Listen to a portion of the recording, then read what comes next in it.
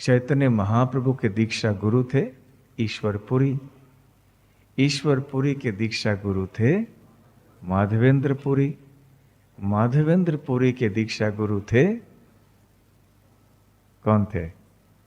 भगवत गीता के प्रारंभ में ही श्रील प्रभुपाद जी सारी गुरु परंपरा का उल्लेख करते हैं ना।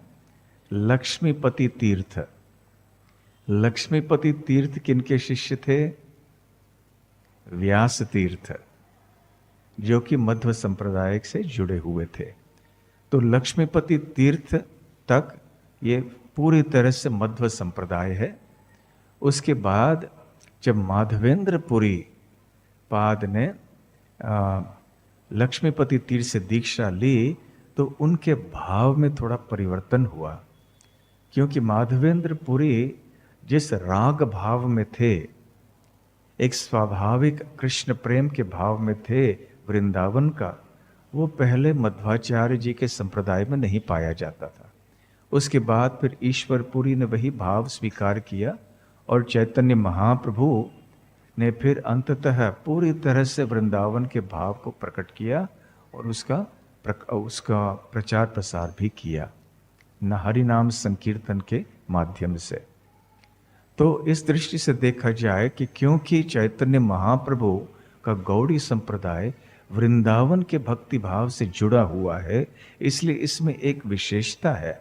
मध्वाचार्य जी के संप्रदाय में वैकुंठ भाव प्रधान है, सीताराम की उपासना और लक्ष्मी नारायण की उपासना ये प्रधान है। फिर भी चैतन्य महाप्रभु ने अपने आप को इस संप्रदाय से जोड़ा और मध्वाचार्य हमारे लिए भी बहुत महत्वपूर्ण आचार्य हैं।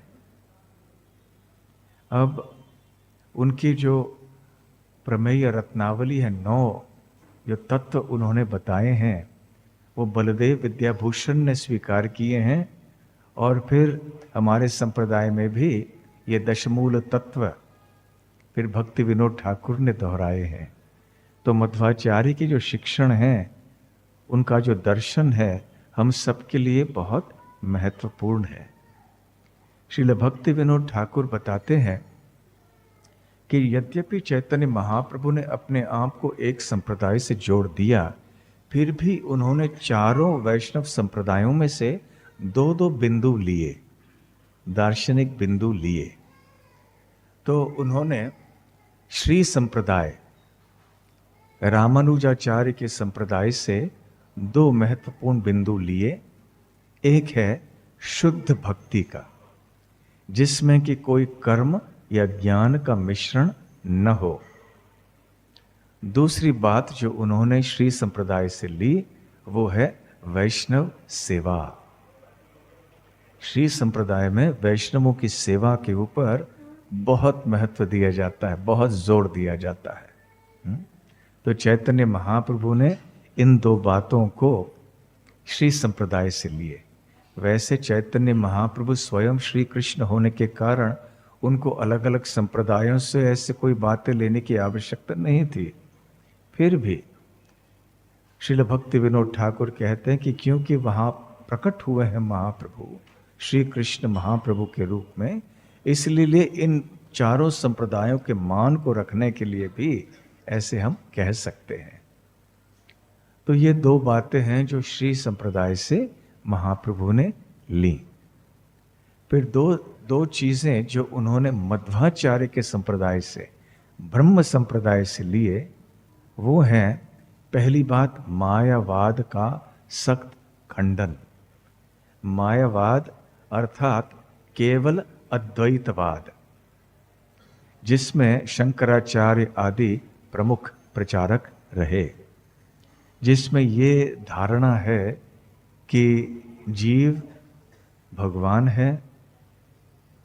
मोक्ष का अर्थ है कि जब जीव और भगवान में अंतर समाप्त हो जाता है और भगवान निराकार है, ये भौतिक सृष्टि मिथ्या है इत्यादि।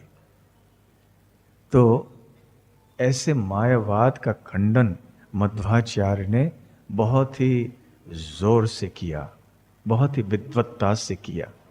तो मायावाद खंडन भी श्री चैतन्य महाप्रभु ने स्वीकार किया और ये मध्वाचार्य जी से के शिक्षणों से उन्होंने लिया। दूसरी बात जो उन्होंने मध्वाचार्य से ली वो ये है कि भगवान श्री कृष्ण का अर्चा विग्रह वो भगवान से अभिन्न है। जैसे भगवान परम अवस्था में स्थित होते हैं तो उनका विग्रह भी परम ही है, आध्यात्मिक है। भगवान के श्री विग्रह को कभी हमें साधारण नहीं समझना चाहिए, भौतिक तत्वों का बना हुआ नहीं समझना चाहिए। तो ये दो चीजें उन्होंने मध्वाचार्य के संप्रदाय से ली। फिर दो चीजें उन्होंने विष्णु स्वामी या रुद्र संप्रदाय से ली। पहली बात, श्री कृष्ण शरणम मम, शरणागति की भावना कि हमें भगवान श्री कृष्ण का शरण ग्रहण करना चाहिए। और दूसरी बात, स्वाभाविक प्रेम, राग मार्ग, कि हमारा जो प्रेम है वह केवल विधियों के ऊपर निर्भर नहीं होना चाहिए, बल्कि हमारे हृदय से वो स्वाभाविक रूप से प्रेम उत्पन्न होना चाहिए।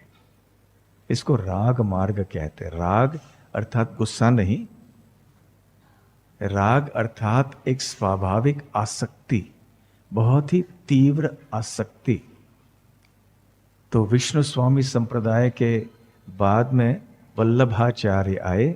वल्लभाचार्य ने यह पुष्टि मार्ग प्रारंभ की, जो गुजरात और राजस्थान में काफी प्रचलित है, और वो बाल गोपाल के रूप को मानते हैं, उपासना करते हैं।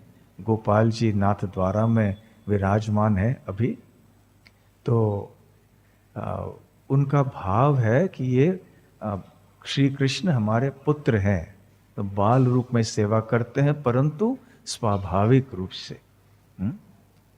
अधिक इतने विधियों पे जोर नहीं है, परंतु भाव का महत्व है। तो विष्णु स्वामी संप्रदाय से ये दो बातें चैतन्य महाप्रभु ने ली। और चौथा संप्रदाय चतुष्कुमारों का संप्रदाय, कुमार संप्रदाय। इनके प्रमुख आचार्य रहे निम्बार्काचार्य। तो यहाँ इस संप्रदाय से चैतन्य महाप्रभु ने दो बातें ली। एक, श्रीमती राधा रानी का आश्रय, श्री राधिकाश्रय। तो श्रीमती राधा रानी के हम अनुयायी हैं। आप वृंदावन में जाओगे, प्रभुपाद जी कहा करते थे कि आपको पेड़ों के ऊपर यहाँ वहाँ राधे राधे आपको नाम दिखाई पड़ेंगे। कृष्ण के नाम से ज़्यादा राधा रानी का नाम आप पढ़ पाएंगे वृंदावन में, क्योंकि श्रीमती राधा रानी वृंदावनेश्वरी हैं और उनकी बात चलती है वहाँ पे। कृष्ण की बात इतनी नहीं चलती है वृंदावन में। तो राधिका, श्रीमती राधा रानी का आश्रय लेना, ये पहली बात निम्बार्क संप्रदाय से। और दूसरी बात, गोपी भाव, गोपियों के पद चिन्हों में चलना। इस बात को ही सिखाने के लिए श्री चैतन्य महाप्रभु आए हैं खास करके। तो इस तरह से ये दो बातें, दो सिद्धांत, चारों संप्रदायों से लेके ये 8 सिद्धांतों से श्री चैतन्य महाप्रभु ने अपने अचिंत्य भेदाभेद तत्व के सिद्धांत को सामने रखा।